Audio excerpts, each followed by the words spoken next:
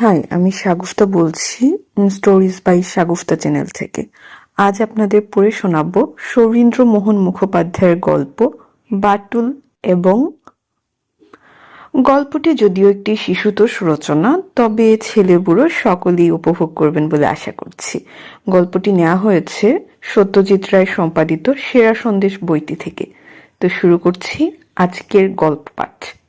বহু যুগ আগেকার কথা। জন্তু জানোয়ারেরা তখন থাকতো লোকালয়ের বাহিরে।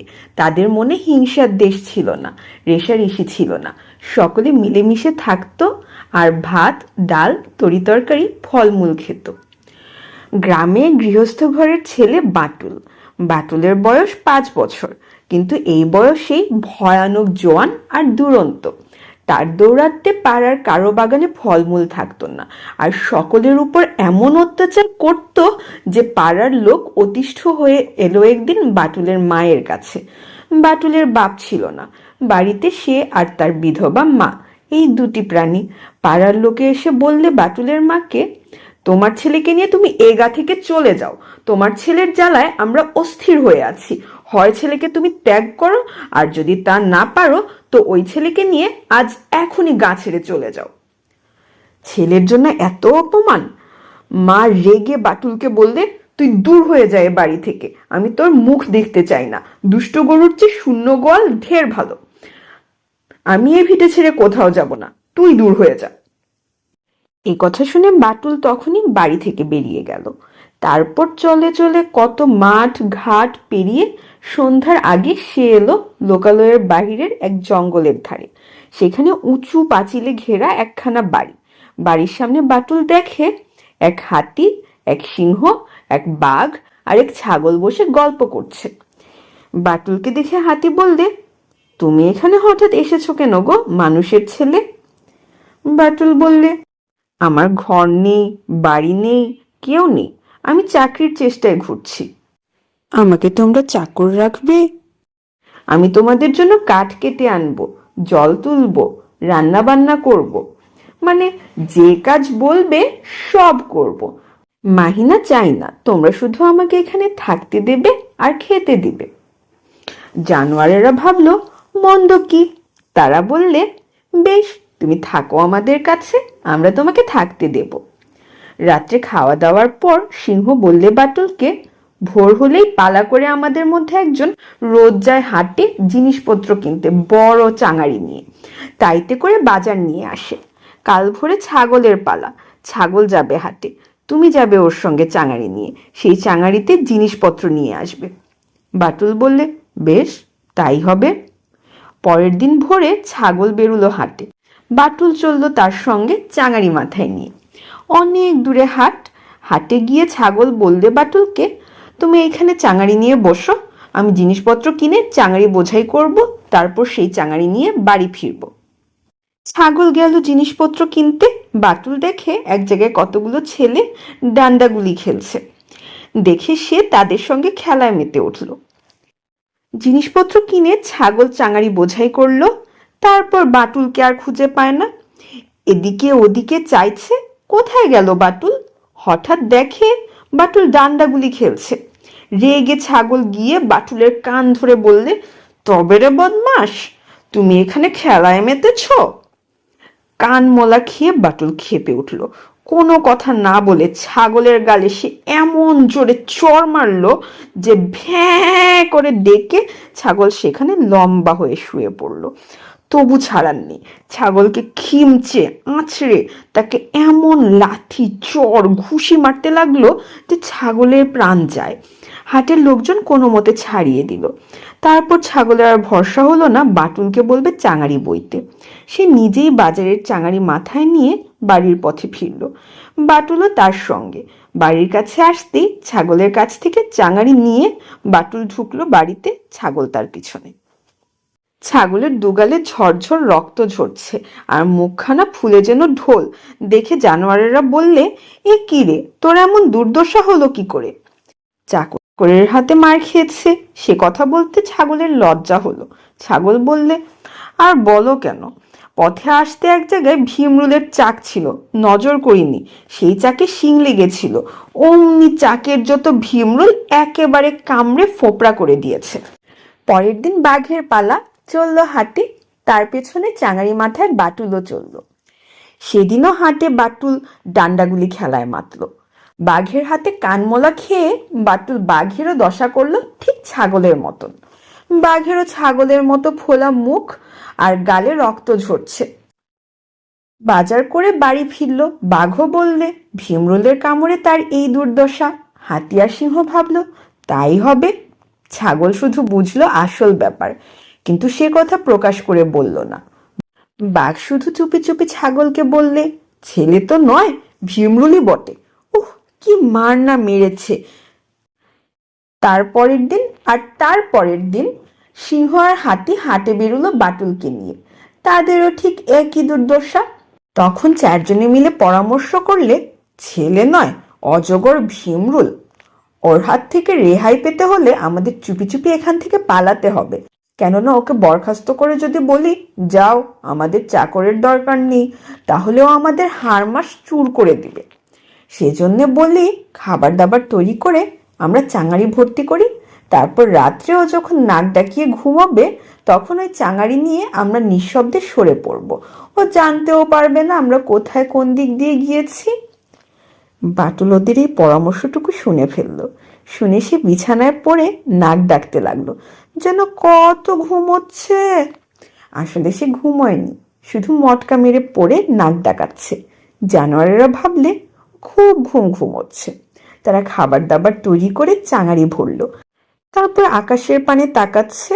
ভোর হবার একটু আগেই চাঙারি নিয়ে চারজন বের হবে। তখনই সেই ফাঁকে বাটুল উঠে চাঙারির মধ্যে ঢুকে চাঙারির ঢাকনি এঁটে দিল। ভোরের আলো ফুটবার আগেই জানোয়ারেরা চাঙারি নিয়ে বের হলো। ঠিক হলো প্রথম খানিকটা পথ চাঙারি বইবে ছাগল, তারপর বাঘ, তারপর সিংহ, তারপর হাতি। জানোয়ারেরা চলেছে জঙ্গলের পথে, ছাগলের মাথায় চাঙারি। সে চলেছে আস্তে আস্তে। বাঘ, সিংহ আর হাতি তারা খুব জোরে পা চালিয়ে চলছে। অনেকখানি পথ চলবার পর ছাগল আর পারে না। চাঙারির ভারে তার পিঠ টনটন করছে আর খুব খিদে পেয়েছে। ছাগল ভাবলো চাঙারি নামিয়ে বসে একটু জিরোবে। চাঙারি নামিয়ে সে বসলো। হাতি, সিংহ আর বাঘ মোড় বেঁকে অন্য পথ ধরেছে। তাদের দেখা যাচ্ছে না। বেলা তখন প্রায় 9টা, চটচড়ে রোদ। ছাগল ভাবলো ওরা তো দেখতে পাবে না, চুপি চুপি একটু খেয়ে নি। চাঙারির ডালা সে খুললো। খুলতেই দেখে সর্বনাশ। ওমা, চাঙারির মধ্যে বাটুল। ছাগল ভয়ে কাঁটা। খাবি কি? ভয়ে সে কাঁপছে। বাটুল বলে, চুপ, কাউকে বলবে না আমি আছি চাঙারির মধ্যে। তুমি কিছু খাও, আমিও কিছু খাই। দুজনে কিছু কিছু খেয়ে নিল। খাবার পর বাটুল চাঙারির মধ্যে আর চাঙারি পিঠে বয়ে ছাগল আবার চলতে শুরু করলো। খানিক যেতে ওদের সঙ্গে দেখা। ওরা বসে জিরুচ্ছে। হাতি বললে, ছাগল, এবার চাঙারি দাও বাঘকে, বাঘ চাঙারি বইবে। বাঘ নিল চাঙারি পিঠে, নিয়ে এসে আস্তে আস্তে চলতে লাগলো। হাতি, সিংহ আর ছাগল তিনজনে হনহনিয়ে এগিয়ে চলল। খানিক দূর গিয়ে হাতিরা আরেকটা মোড় বাঁকলো। তখন বেলা প্রায় 12টা। রোদ আরো চড়চড়ে। বাঘের খুব খিদে পেয়েছে। বাঘ ভাবলো চাঙারি নামিয়ে একটু বসি, চুপি চুপি খেয়ে নি। এই বলে চাঙারি নামিয়ে বসে বাঘ যেমনি ঢাকনা খুললো, খুলে দেখে চাঙারির মধ্যে বাটুল। বাপরে বলে বাঘ লাফিয়ে উঠল। বাটুল বললে, চুপ, আমি আছি এ কথা যদি ফাঁস করো তাহলে মেরে হাড় ভেঙে দেব। বাঘ বললে, না না, এ কথা কি ফাঁস করতে আছে? বাটুল বললে, খিদে পেয়েছে তোমার বুঝেছি, কিছু খাও, আমিও কিছু খাই। দুজনে কিছু কিছু খেলো। তারপর বাটুল আবার ঢুকলো চাঙারির মধ্যে। বাঘকে বললে, চাঙারির ঢাকনি বন্ধ করে এবার চলো। খানিক দূর গিয়ে ওদের তিনজনের সঙ্গে দেখা। বাঘ চাঙারি নামালো, সিংহ চলল চাঙারি বয়ে। হাতি, বাঘ আর ছাগল বেশ জোরে পা চলেছে। চাঙারি বয়ে সিংহের গতি মৃদু মন্থর। তারপর সিংহেরও অবস্থা হলো চাঙারি নামাবা মাত্র ওই বাঘ আর ছাগলের মতো। তারপর হাতির পালা। সিংহ, বাঘ আর ছাগল এ ব্যাপারের কথা কাকেও কিছু বলেনি, চুপচাপ আছে। তারপর হাতি যখন চাঙারি বয়ে যেতে যেতে এক জায়গায় চাঙারি নামালো, কিছু খাবার খাবে বলে। তখন সন্ধ্যা হয়েছে। চাঙারি খুলে হাতি দেখে চাঙারি খালি, খাবার সব সাফ, আর চাঙারির মধ্যে বাটুল ঘুমোচ্ছে। হাতি তখন ভাবলো বাটুলি সব খাবার খেয়ে সাফ করেছে, এর হাত থেকে নিস্তার পাবার জন্যই তারা চিরদিনের জন্য ঘর ছেড়ে পালিয়ে এসেছে। কিন্তু কি মুশকিল, এ যে সঙ্গে সঙ্গে এসেছে, এর হাত থেকে নিস্তার পাবার উপায়? আস্তে আস্তে চাঙের ঢাকনি বন্ধ করে সে এসে বসলো সিংহ, বাঘ আর ছাগলের কাছে। চুপি চুপি হাতি বললে, যার হাত থেকে বাঁচবো বলে পালিয়েছি সে তো দেখছি সঙ্গে সঙ্গে এসেছে। ও চাঙারির মধ্যে ঘুমোচ্ছে, ঘুমোক।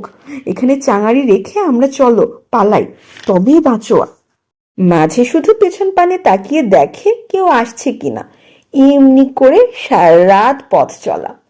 ওদিকে অনেক রাত্রে চাঙারির মধ্যে বাটুলের ঘুম ভাঙল। চারদিক নিঝুম নিস্তব্ধ। ঢাকনি খুলে চাঙারি থেকে বেরিয়ে বাটুল দেখে জানোয়ারেরা কেউ নেই। বুঝলো তাকে ফেলে রেখে জানোয়ারেরা পালিয়েছে। বাটুল তখন তাদের পায়ের চিহ্ন দেখলো, দেখে ঝোপঝাড়ের আড়াল দিয়ে সেও চলল যে পথে জানোয়ারেরা গিয়েছে সেই পথে। বাটুল বেশ জোরে জোরেই চলছে, কেননা তার ক্লান্তি নেই। এতখানি পথ সে চাঙারির মধ্যে আরামে এসেছে। অনেক দূর এগিয়ে গিয়ে সে একটা বড় ঝাঁকড়া গাছের ডালে উঠে বসলো।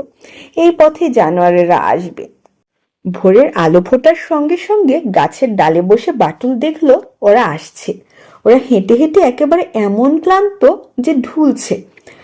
তারা এসে সেই গাছতলায় বসলো জিরুবে বলে।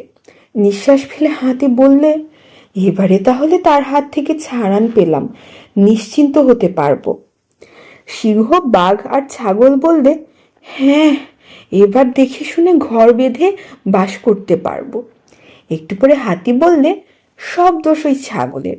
হাতে মার খেয়ে ও কেন এসে সে কথা বললো না? মিথ্যে করে কেন বললে ভীমরুলের কামড়? ছাগল খ্যাঁক করে উঠে বলল, আমি তোমাদের সকলের চেয়ে ছোট, আমি তাই ভয়ে বলিনি।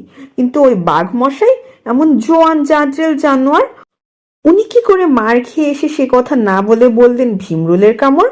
বাঘ খ্যাঁক করে উঠল, বললে, সিংহ তো আমার চেয়ে জাজরেল, সে কেন বলেনি?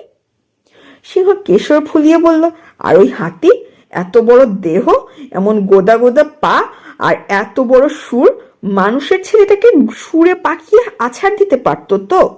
কার দোষে এই বিপদ, তাই নিয়ে চারজনে মহা তর্ক। সে তর্ক আর থামে না। হঠাৎ ছাগল বলে উঠল, কেউ তো নিজের দোষ দেখবে না, এ ওকে আর সে তাকে দোষে বলবে, এতে বিচার হয় না। থাকতো সেই মানুষের ছেলে, তাহলে তাকে জিজ্ঞেস করলে। ছাগল যেই এইটুকু বলেছে, অমনি গাছের ডাল থেকে ঝুপ করে বাটুল পড়ল তাদের মাঝখানে। তাকে দেখে সকলের চক্ষু স্থির, কারো মুখে রাশ সরে না, প্রায় অজ্ঞানের মতো ভাব। তারপর জ্ঞান হতেই আর কোনো কথা নয়, কোনো দিকে চাওয়া নয়। চার জানোয়ার চারদিকে ছুটলো। হাতি ছুটলো গভীর জঙ্গলে, সিংহ ধুধু মরুভূমিতে, বাঘ পাহাড়ের গুহায়, আর ছাগল লোকালয়ে। সেই থেকে হাতির বাস জঙ্গলে, সিংহের বাস মরুভূমিতে, বাঘের বাস পাহাড়ের গুহায়, আর ছাগলের বাস লোকালয়ে। আজকের মতো এখানেই শেষ করছি। এতক্ষণ সাথে থাকার জন্য সবাইকে ধন্যবাদ।